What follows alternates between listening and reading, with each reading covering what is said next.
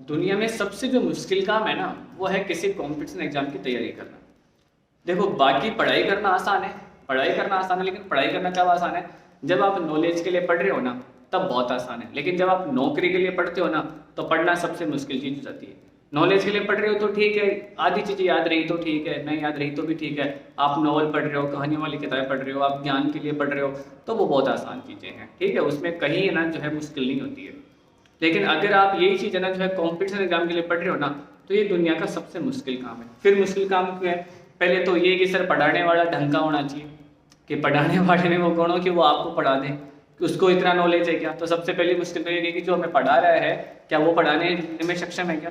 दूसरी बात, मान लो कि अगर वो पढ़ाने में सक्षम है, तो उसका पढ़ाया हुआ क्या हमें समझ में आ रहा है क्या, कि सामने वाला बहुत ज़बरदस्त पढ़ा रहा है, बहुत अच्छा पढ़ा रहा है, हर एक चीज़ का नॉलेज है, लेकिन हमें समझ में नहीं आ रही उसकी बात, हमें उसके लैंग्वेज, उसका ट्रम, उसका लहजा हमें समझ में नहीं आता, तो मुश्किल, कि फिर हमें मुश्किल हो गई। उसके बाद ये मान लो कि दोनों चीज़ें फिट बैठ गई, पढ़ाने वाला भी ऐसे समझ में कि मेरे जैसा शानदार, आप जैसे पढ़ने वाले समझने वाले भी शानदार, कि आपको समझ में नहीं आएगा। उसके बाद में इसको याद रखना मुश्किल है, कि जो कुछ मैंने पढ़ाया, किसी ने भी पढ़ाया, उसको क्या करना, आपको याद रखना मुश्किल है।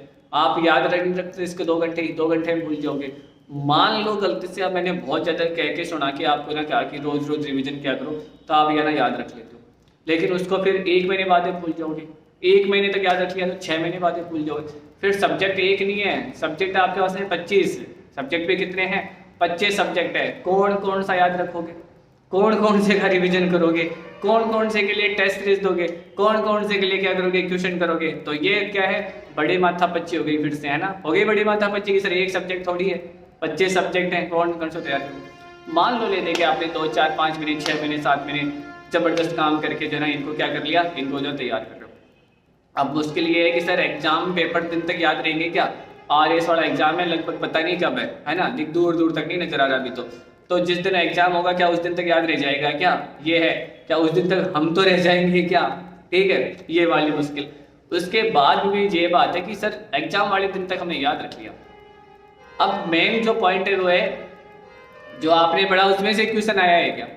कि अब दिक्कत कहाँ कहते हैं कॉम्पिटिशन एग्जाम में, कि सर खूब पढ़ा लेकिन है ना क्वेश्चन जो है ना उसमें से आया क्या? मान लो क्वेश्चन उसमें से आ भी गया, तो आपकी समझ में आ जाता है कि क्वेश्चन। कई बार क्या होता है कि हमें आंसर पता होता है, क्वेश्चन ही समझ में नहीं आता, तो क्या होता है कि सर क्वेश्चन ही समझ में नहीं आया, ठीक है। और फिर वहाँ के एग्जाम माहौल के जो हालात होते हैं एग्जाम हॉल के, उसमें आते हुए चीज़ें भूल जाते हैं कि सर पूरे 6 महीने याद रखी, 12 महीने याद रखी, खूब टेस्ट सीरीज दी, और जब एग्जाम हॉल में जब एग्जाम पेपर हाथ में आया तो आधी चीज़ें भूल गए, टेंशन हो गई, वो हो गया, हालात बिगड़ गए ना। तो ये सारी चीज़ें तो समझ में आया कि सर पढ़ना आसान काम है।